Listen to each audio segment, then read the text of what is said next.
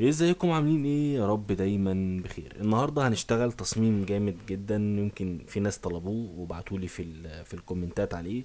هو ان هو تصميم يكون خاص شويه بالفurniture او بالحاجه بتاعه الاساس او المنزل والكلام ده. التصميم النهارده هنعمله لايكيا، انا لقيت ان احسن براند ممكن نشتغل بيه. وكمان اخترت لكم اللونين اللي هنشتغل بيهم، وهو ده اللون الاساسي بتاعنا اللي هنحطه في الخلفيه بالشكل ده، وده اللون الثانوي او اللون التاني اللي هنشتغل بيه. هنعمل في الاول مقاس 1080 في 1080 زي ما انتم عارفين طبعا بنشتغل عليه، وكمان ريزوليوشن 300 بكسل انش. وهنعمل نيو لاير كده صغير، وناخد اللون اللي احنا شغالين بيه ده ونجيب لون افتح منه شوية. وبعد كده اجيب الفرشة الفيدد بتاعتي اوباسيتي وفلو 100%، واعمل نقطة صغيرة بالمنظر ده، هعمل لها سنتر كده في نص التصميم بالظبط، وابدا اعمل لها ستريتش بالشكل ده، واخلي الاوباسيتي بتاعها 70% عشان تديني الايفكت الجميل اللي احنا شايفينه ده. هبدا اظبط الايفكت بتاعي بناء على يعني انا شايف الايفكت ماشي ازاي او الدنيا ماشيه ازاي، وكمان عشان يخلي التصميم بتاعي قوي جدا وجامد جدا في نفس الوقت. المفاجأة في الفيديو دوت ان احنا هنشتغل بالتو لايرز دول او بالصورتين دول بس، وقد يكون صورة واحدة كمان اللي هي الصورة بتاعت التشير نفسه، وده اللوجو بتاع ايكيا. هنسحب اللوجو بتاع ايكيا ونحطه مثلا في الحتة اللي هنا دي، نصغر حجمه كده شوية.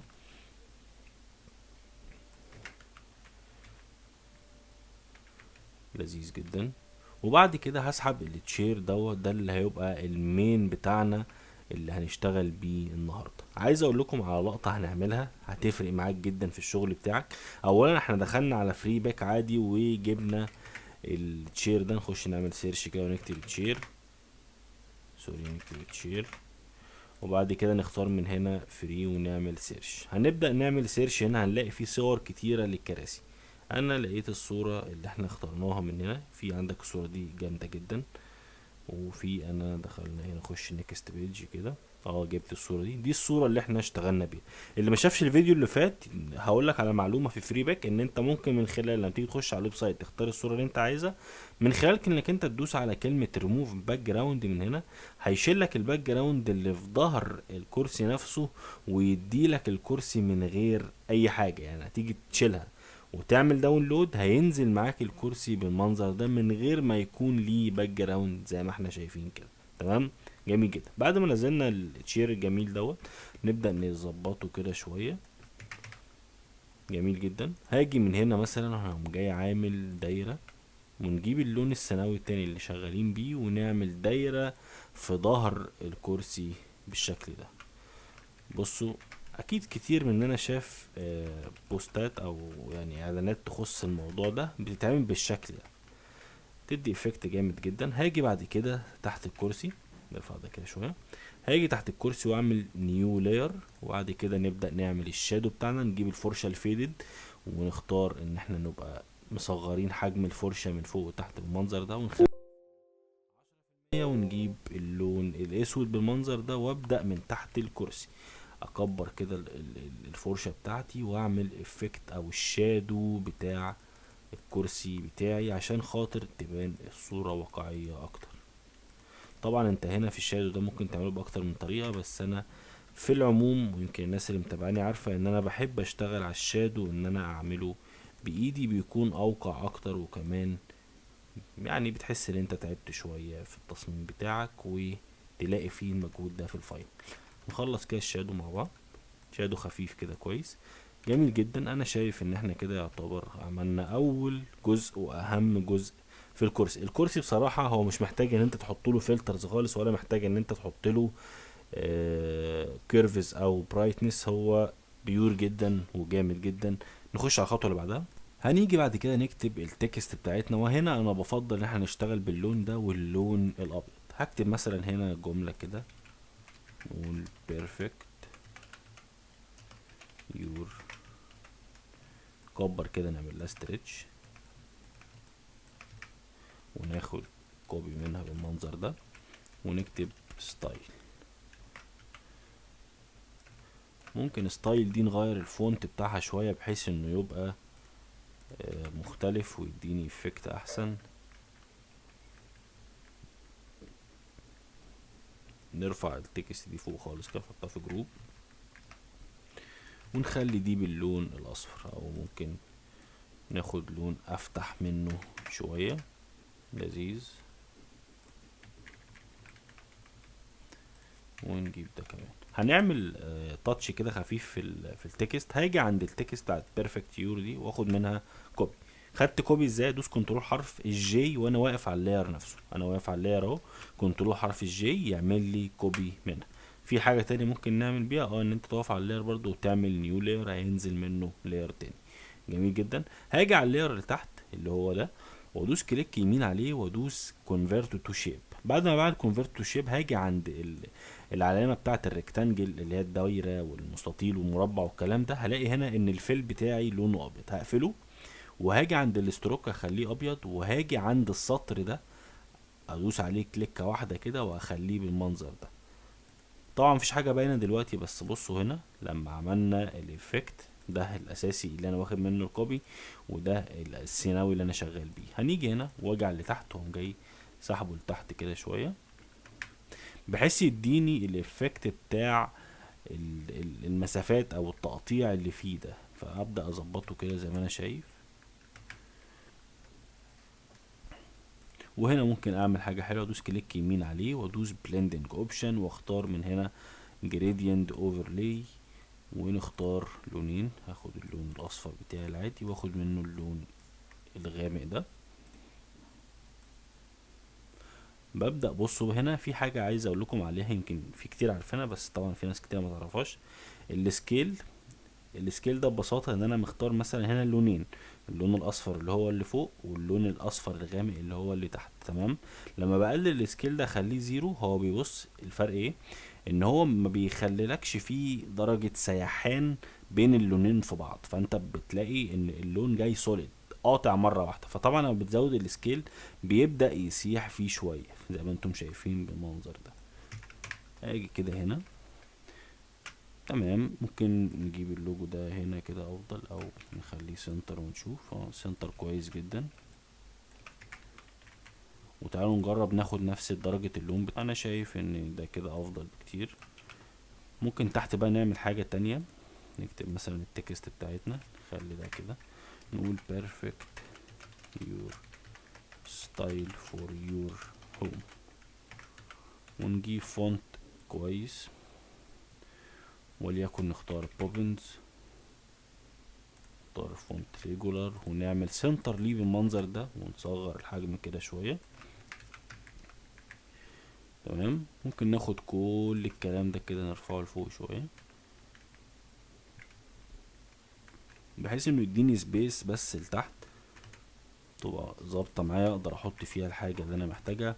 وممكن اجي من تحت ادوس كده على البين تول بالمنظر ده، واختار من هنا انه يبقى شيب، واقفل الفيل خالص، واجي عند الستروك اخليه مثلا باللون الابيض واخليه 10 بيكسل، وادوس نقطة كده وادوس على شيفت وادوس نقطة كده عشان يعمل لي السطر او الخط اللي انتم شايفينه ده. طبعا خط تخين جدا، ممكن نقلله نخليه 5، ونصغر حجمه بالمنظر ده كده، نخليه هنا، ونيجي دي نرفعها فوق شوية. وممكن كمان نعمل بس تصغير كده للحجم شوية، بحيث ان كل حاجة تبدأ تكون متناسقة معانا. واجي هنا نرفع ده كده فوق شوية. وممكن كمان نعمل حاجة جميلة جدا، هنيجي نجيب العلامة بتاعت الكول دي من هنا وننزلها على التصميم بتاعنا، نصغر حجمها شوية ونبدأ نسحبها ننزلها تحت بالمنظر ده.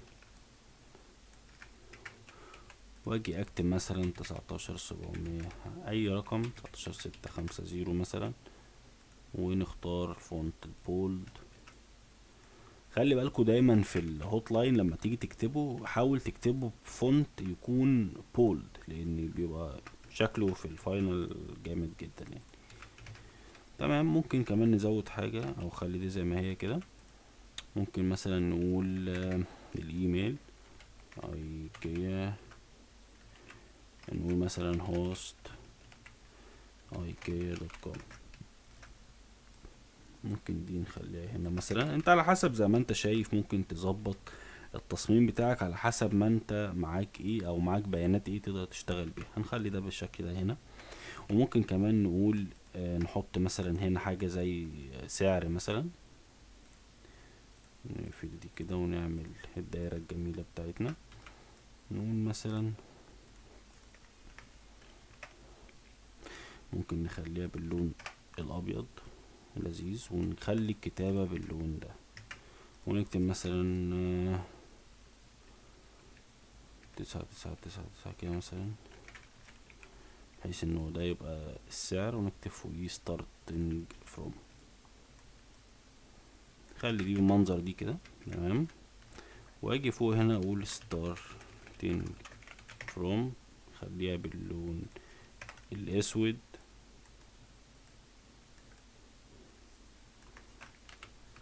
نعمل سنتر لدول مع بعض كلهم، ونعمل تناسق كده شوية،